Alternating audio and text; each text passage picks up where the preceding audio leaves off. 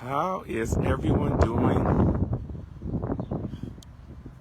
this afternoon? Farmer Mike live at the Home Depot.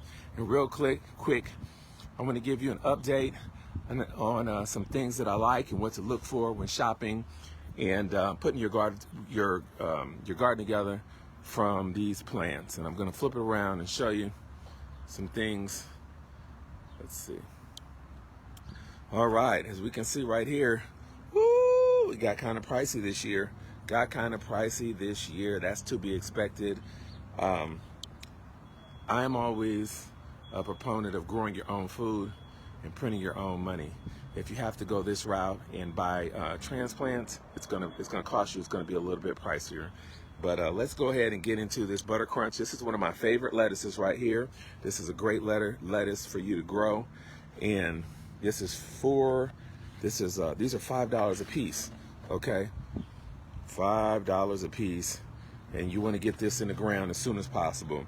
Thing about lettuce is really it's a colder crop, and when we get these fluctuations in temperatures, lettuce will have a tendency to bolt, get milky, and turn bitter.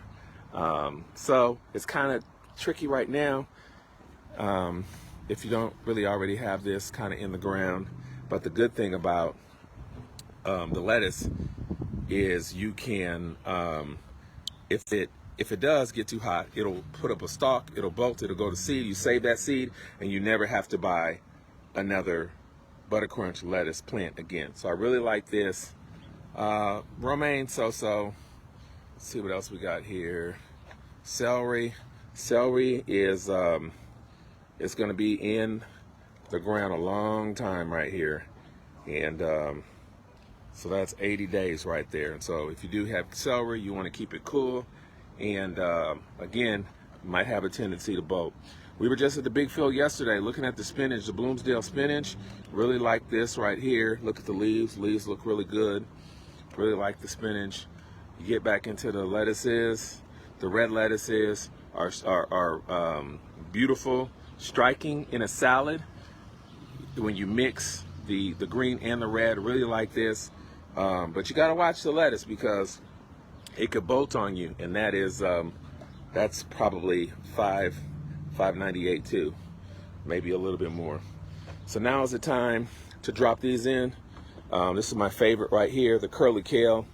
So this is a little bit better for you right here, and so you get 4 plants, curly kale, for $5.98. And if in the kale and where the collards at, the kale and the collards, you can leave in all season long. You can put some organic chemicals on them, dust them, or put a netting on them. Miss Bonnie she's gonna chime in in the chat. She does tulle. She covers it with tulle, and that was a great garden hack to keep the moths from tearing up your kale right here. If they get to the center of the kale, or they get to the center of the collard, the center of the plant, the center leaves, if they get in there and start laying eggs in there, it's game over. So you have to, but we leave the kale in, obviously the kale in, and the collards in all season long. Also got some cabbages.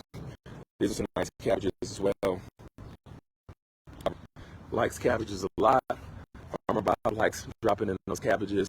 I like the Asian cabbage as opposed to that particular cabbage, but that's just personal preference. Brussels sprouts in the ground a very long time. Woo! And so these are the Brussels sprouts right here, and this is showing you, this is 85 to 90 days right there in the ground, a long time right there. I think Farmer Amber is the only one I know who really grows those Brussels sprouts and makes it to the 90 days, because nature is hungry, the bugs are hungry, everybody wants to eat, and it's a challenge. That's a long time to have something in the ground. Let's go over here and see, like rosemary, of course. If it gets too cold, it's game over. This is a nice size rosemary, fragrant right there. Love how it's even out. And what you're looking for is a rosemary with good structures too. So all this new growth. This green right here, this green, all this green is new growth. I'm loving this. It's kind of pricey, but I'm loving that. You don't want to overwater these right here. These are ready to see the roots. These are ready to go to the ground. Overwater this, and you kill it. Strawberries, let's see what height this is. I'm not sure. One thing I hate about the strawberries is a lot of times they don't tell you, oh, this is a type. This is an everbearing right here, so it's going to produce throughout the season. That's the name. Can't really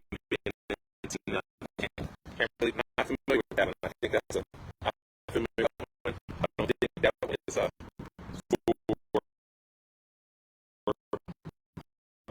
they order all these plants that come from all this country, and that is I haven't seen that name on the list of plants recommended from MU through for this area, so I'd be a little bit hesitant. But who knows? You can always experiment, find out for yourself. Let's look at these late onions. These onions. Ooh, okay. So these are the long day onions, so they're going to be in the ground a long time. They got the white. They got the Walla Walla. These are really sweet. Oh, let me flip I guess I could flip the camera. Okay. So they got Walla Walla. These are the sweet, but these don't store very well. See, these only store for up to 1 month, and then they start going bad. So I'm not a big fan of these. I like onions that have a little bit longer storage life. Sweet onions, one of my favorites right here, the red ones, and the white ones as well.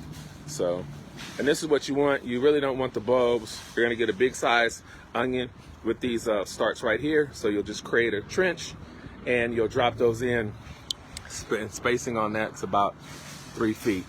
No, I'm sorry, 3 inches, about 3 inches. Okay. Lastly, let me come over here and let's look at some of these trees. So I won't do ornamental trees. I'll just talk about fruit trees, and I'll show you real quick what I like. If they have anything over here that I like as far as that's for this region, for this particular area that performs well. And here we are over here, Honeycrisp right there. So this is a nice looking specimen, nice looking tree, but I don't like Honeycrisp for this particular area, so I'm gonna have to give that one's a thumbs down. That's coming in here.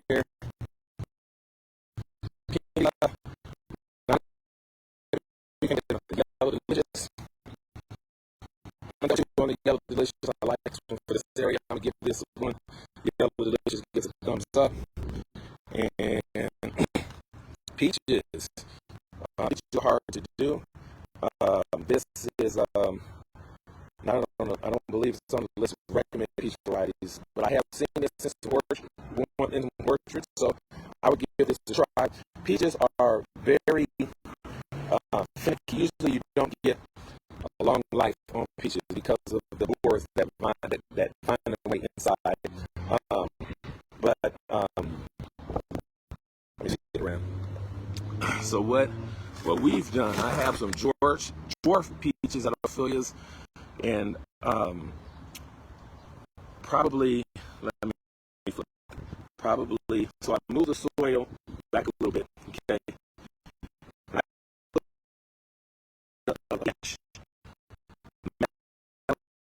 put a metal mesh around this to here, and then I'll tie it. And then I have a piece of like drainage pipe that I cut on the side and I put over, and that protects it a little bit.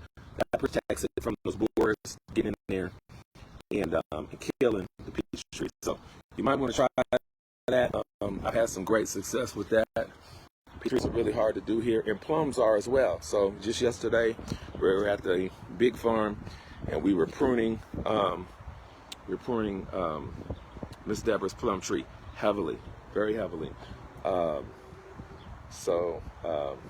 I would really recommend probably finding someone who raises heirloom, if you're in Kansas, plums that have been around in the area for a while. I wouldn't necessarily, for my plums and peaches, I wouldn't go to like a Lowe's or Home Depot or Walmart or something like that because they are so finicky. Well, I got to go inside and get a few items. I hope the sound was okay. I hope it didn't cut out. And I hope you learned something today. Farmer Mike live at the Home Depot. Hey, how's it going? Hey, how's it going? And so again, I'm gonna run inside and grab on some stuff that I need for when I'm working on at Ophelia's. Don't forget to check out our YouTube channel. We have over 220 videos on YouTube, all dedicated to urban farming. That's Miss Ophelia, Farmer Mike, and I'll see you in the next video. Bye.